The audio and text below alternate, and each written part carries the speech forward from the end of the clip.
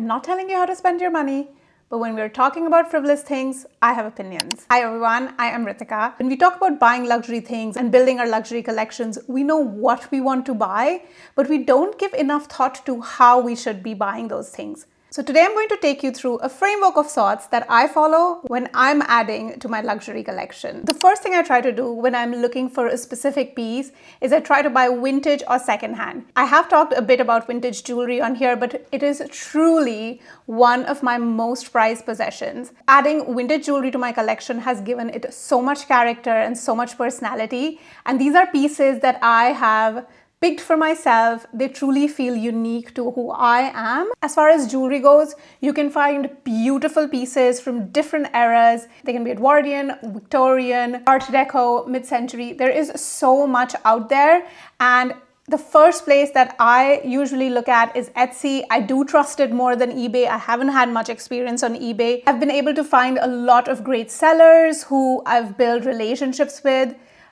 There are sellers on Instagram as well.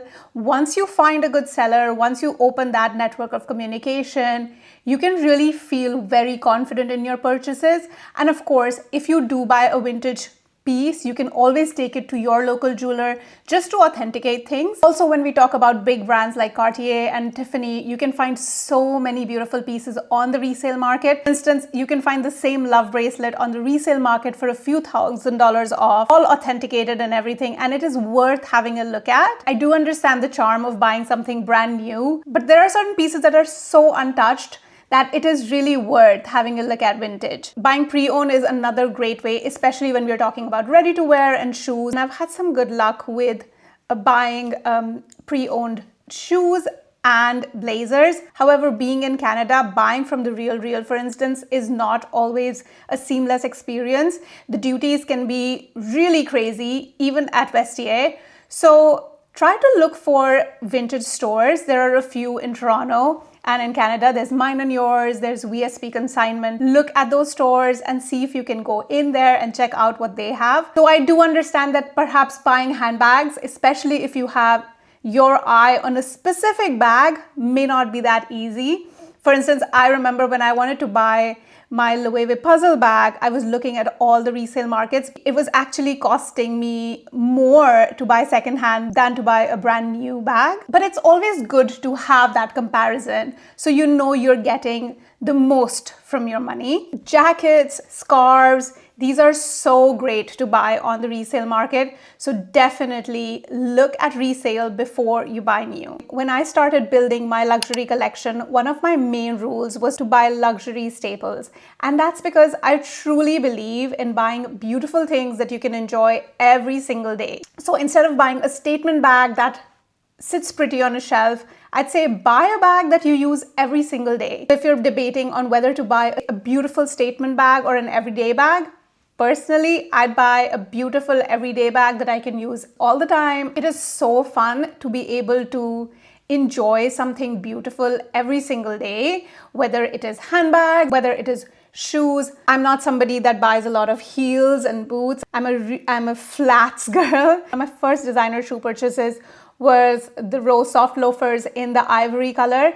And while not everyone will think that a white loafer is a staple, but it is for me, and I have worn it so much. It goes to show that your staple can still have lots of personality. It can be truly you. It can be something that you use every single day. Buying really nice jeans, and I don't necessarily mean $700 jeans, but even spending a little bit more on a really nice pair of jeans that fits well is truly a luxury. When building your luxury collection, keep in mind that trends are fun and it's okay to partake in them, but knowing your style comes first and foremost. I knew that the mesh trend wasn't for me, which is why I did not spend Alaia money on mesh shoes, but I did buy a pair of mesh ballet flats from Massimo, I believe, and I wore them one summer. That sucks. Even though I didn't spend $1,000 on it, I knew that they were not for me.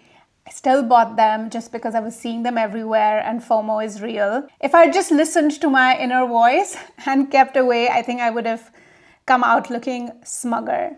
However, Margiela tabbies, they are so trendy right now, but they are so me. I wear my Margiela tabby ballet flats or the Mary Janes all the time. Her shoe I truly enjoy. They're comfortable, they feel interesting, they really add something. So it's okay for them to be trendy.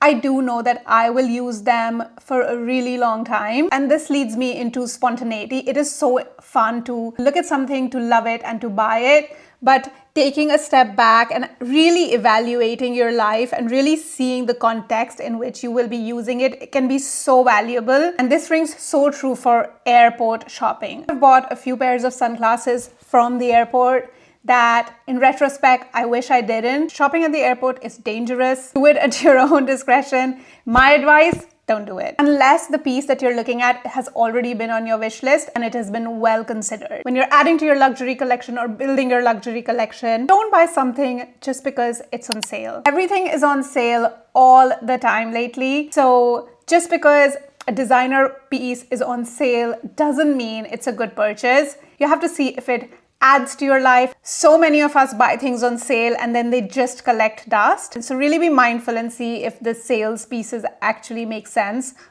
to your collection. And finally, don't act on influence. As a content creator, I fully understand that temptation is everywhere.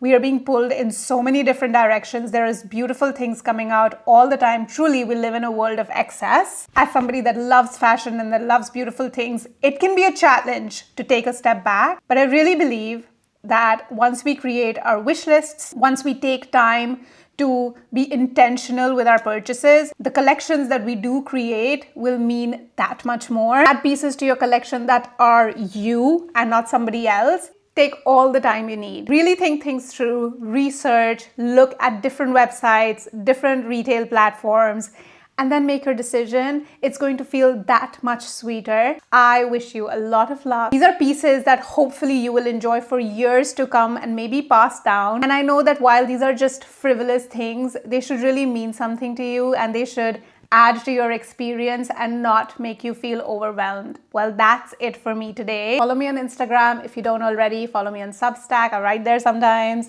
Talk soon.